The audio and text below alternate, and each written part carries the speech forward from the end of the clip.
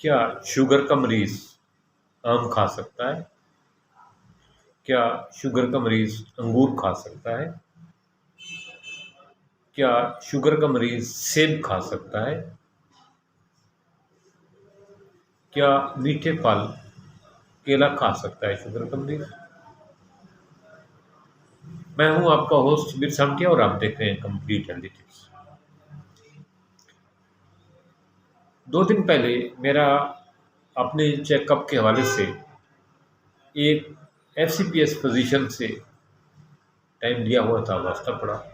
तो मैंने यही क्वेश्चन जो अक्सर लोग यूट्यूब पे, फेसबुक पे करते हैं, मैंने उन डॉक्टर से किया कि क्या शुगर का मरीज जिसकी शुगर कंट्रोल है, क्या वो केला खा सकता है?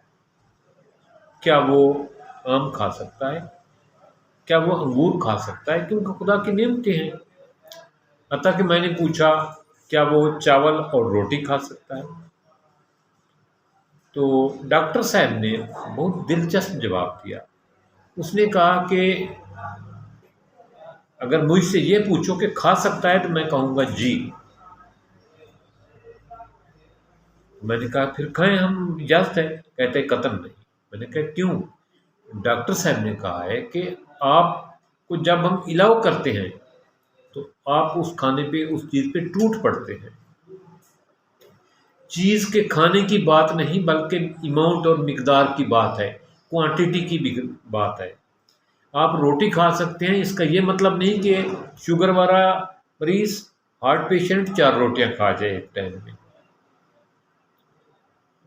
उसके लिए रोटी की एक लिमिट मखसूस है, चाहे वो हार्ट पेशेंट है चाहे वो शुगर का पेशेंट है, कि वो रोटी एक कंप्यूटर की जो सीडी होती है उसके बराबर रोटी खा सकता है, शुगर वाला भी और हार्ट पेशेंट। तो मैंने कहा चावल, क्योंकि मेरी ये मनपसंद खुराक थी। उसने कहा जी जनाब, आप चावल खा सकते हैं मगर सिर्फ 8 चम्मच। हम इसलिए अलाउ नहीं करते कि आप पूरी प्लेट हजम कर जाते हैं। फिर मैंने ये बात पूछी कि क्या शुगर का पेशेंट आम खा सकता है? उसने कहा खा सकता है, लेकिन एक टुकड़ा आम का, एक टुकड़ा सिर्फ टेस्ट कर सकता है।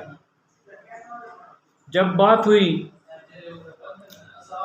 आजकल अंगूर का मौसम है, मैंने डायरेक्ट क्वेश्चन किया अंगूर। उसने कहा खा सकते हैं, लेकिन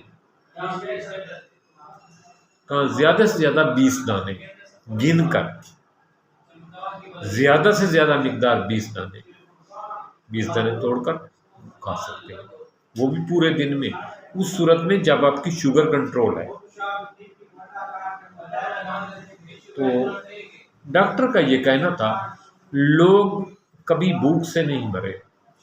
जो दुनिया में रिसर्च हुई है, बहुत ज्यादा तादाद लोगों की भूख की वजह से नहीं मरी, बल्कि ज्यादा खाने की वजह से लोग मरे हैं। इस वक्त भी खासतौर पे पाकिस्तान की बात करता हूँ। डॉक्टर ने कहा कि पाकिस्तान में लोग बहुत ज्यादा भूख से नहीं मर रहे, बल्कि ओवर ईटिंग की वजह से मर रहे हैं।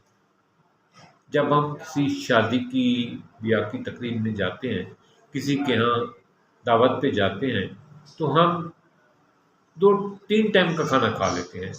शाम को आते हैं, दोपहर को अगर खाना खाया तो रात का खाना हमें तलब ही नहीं होती। हमने कहा है शादी पे गए थे, अब भूख नहीं है। इसका क्या मतलब हुआ कि आपने इतना खाना खा लिया कि आपको रात भर जो है ना वो हजम नहीं हुआ, आपका पेट भरा रह गया, यानी ओवर ईटिंग कर ली।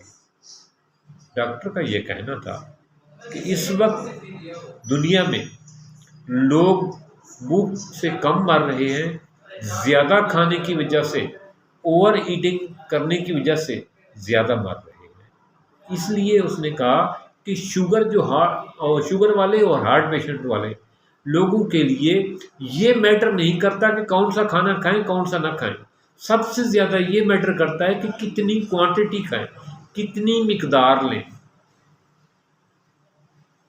ये अहम है कि आप, एक चीज़ है उसका आप सिर्फ आधा चम्मच ले सकते हैं, आप उसका जो है ना एक गिलास ले लेते हैं, 50 चम्मच ले लेते हैं।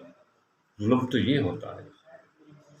तो शुगर वाले दोस्त, हार्ट पेशेंट दोस्त के लिए स्पेशल ये है कि आप अपने मुआलिज से, अपने डॉक्टर से ज़रूर ये पूछें कि मैं आम खाऊं तो कितनी मिकदार में खाऊं, अगर अंगूर खाऊं तो कितनी मिकदार में लूं, केला कितना ले सकता हूं, मैं कितना खा सकता हूं, और इसी तरह सेब।